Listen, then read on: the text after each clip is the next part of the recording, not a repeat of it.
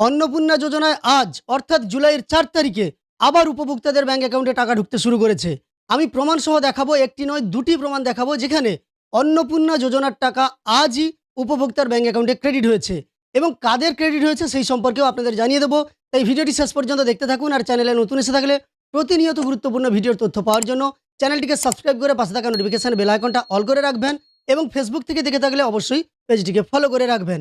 দক্ষিণ চব্বিশ পরগনার জয়নগর ১ নম্বর ব্লক থেকে আমাকে একটি তথ্য দিয়ে পাঠিয়েছেন। এখানে দেখতে পাচ্ছেন উনি ওনার স্ট্যাটাসটাও দিয়েছেন, যেখানে পেমেন্ট ফেলিওর এটাই ছিল। যিনি অন্নপূর্ণা ভাণ্ডারের প্রাপক তার কিন্তু পেমেন্ট ফেলিওর হয়েছিল। তো এই উপভোক্তা টাকা পেয়েছেন, সেই তথ্যটাও উনি আমাকে দিয়ে পাঠিয়েছেন। আপনাদের আমি স্ক্রিনে দিয়ে দিচ্ছি, আপনারা দেখতে পাবেন।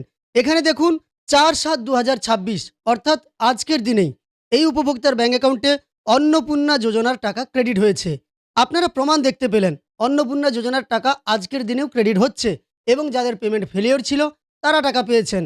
এক্ষেত্রে ওনাকে আমি জিজ্ঞেস করেছিলাম উনি কোথাও গিয়েছেন কিনা, কোনো কাগজ জমা করেছিলেন কিনা। যিনি প্রথম ব্যক্তি অর্থাৎ জয়নগর থেকে আমাকে তথ্য দিয়েছেন তিনি বলেছেন তিনি কোথাও যাননি, কোনো কাগজ জমা করেননি।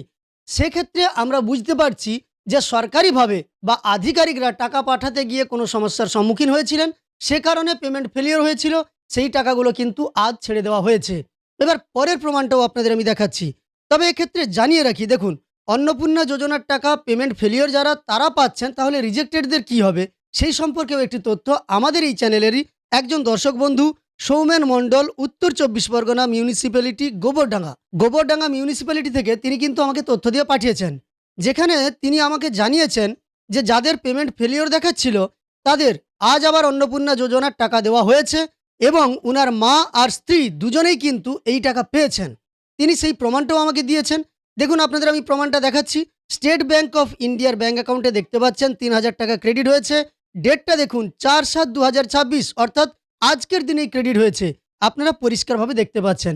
অর্থাৎ অন্নপূর্ণা যোজনার টাকা যাদের পেমেন্ট ফেলিওর ছিল তারা পাচ্ছেন, আর যাদের ডিবিটি ছিল না বলে পেমেন্ট ফেলিওর হয়েছিল তাদের ক্ষেত্রেও তার মানে আমরা ধরতে পারি যে টাকা আসবে।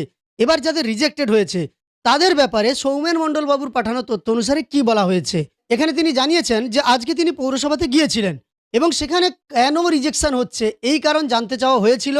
জানতে চাওয়ার ফলে সেখান থেকে জানানো হচ্ছে যে পৌরসভা কিংবা পঞ্চায়েত যেখানে খুশি থেকেই কিন্তু রিজেকশন যাদের হয়েছে তারা ১০ তারিখের পর থেকে সেটাকে সংশোধন করতে পারবে। অর্থাৎ এখানে একটা ডেটের কথা বলা হয়েছে, জুলাইয়ের ১০ তারিখের পর তারা কিন্তু তাদের সংশোধন করতে পারবে। তো দেখা যাক, আপনারাও আপনাদের ব্লকে খোঁজ নেন। এই তথ্যটি সৌমেন মণ্ডলবাবু আমাকে দিয়ে পাঠিয়েছেন, উনি ওনার পৌরসভার ভিত্তিতে আমাকে জানিয়েছেন। আর আমি আপনাদের বলবো আপনারা ৭ তারিখ আপনাদের ব্লক কিংবা পৌরসভা কিংবা গ্রাম পঞ্চায়েতে খোঁজ নেন। সেখানে কি বলা হয় দেখুন, অনেক ক্ষেত্রে কিন্তু অনেক ব্লক অফিসে আগে থেকেই কাগজ জমা নেওয়া হতে পারে, আবার অনেক ব্লক অফিসে নির্দিষ্ট ডেটও দিয়ে দেওয়া হতে পারে বা জানিয়ে দেওয়া হতে পারে।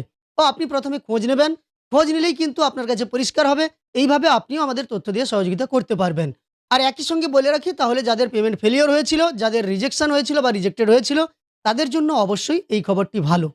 সম্পূর্ণ ভিডিওটি আপনার উপকারে এসে থাকলে একটি লাইক করবেন আর এই ধরনের তথ্য পাওয়ার জন্য চ্যানেলটিকে সাবস্ক্রাইব করে পাশে থাকা নোটিফিকেশন বেল আইকনটা অল করে রাখবেন। ফেসবুক থেকে দেখে থাকলে অবশ্যই পেজটিকে ফলো করে রাখবেন।